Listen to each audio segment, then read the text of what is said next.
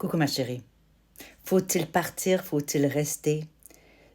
T'endures le fait qu'il ait une maîtresse et peut-être même avec des enfants et tu veux toujours pas partir et tu n'acceptes pas la situation. Comment on fait? On voit ça maintenant. 40 ans mariés, moi-même victime d'infidélité, 15 ans que je coach les couples. Et voici ce que je pense de la situation.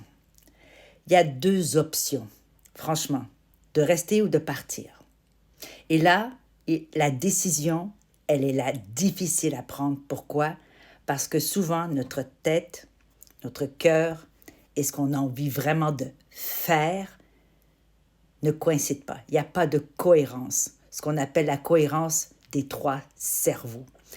Alors, si tu décides de rester, tu ne peux pas rester dans les mêmes conditions que celles que tu as acceptées lorsque vous étiez juste deux personnes. Là, vous êtes trois. Il y a une triangulaire. Alors, si tu décides de rester, bien évidemment, il faut que tu mettes tes limites, que tu dessines les paramètres, que tu imposes tes conditions. Ce n'est plus une relation monogame d'engagement, de vœux, de fidélité. C'est un mariage, une union qui est dissonante et doit, à mon avis, être redessiné si tu décides de rester pour que ça te convienne aussi à toi et non pas que tu restes constamment dans le stress, dans la tristesse, dans la colère, dans le dégoût, dans l'obligation, dans la soumission.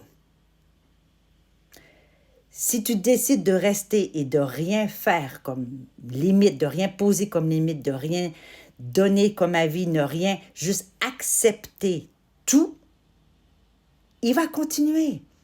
Et là, ça va être la guerre entre toi et lui et surtout la guerre entre toi et toi-même, ma chérie. Si tu décides de partir, fais attention. Ne pars pas comme une poule pas de tête. Réfléchis, planifie, sois maligne et rusé.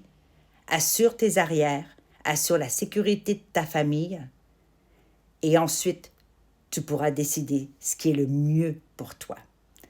Alors, deux choses qui ne sont pas acceptables, c'est que tu acceptes tout sans broncher, seulement pleurer dans ton coin, ou bien de simplement partir en claquant la porte sans réfléchir. Alors, avant de prendre une décision, avant de dire que tu aimes cette personne, est-ce que c'est de l'amour? Est-ce que c'est de l'attachement? Est-ce que c'est un lien de trauma, ce qu'on appelle le trauma bond?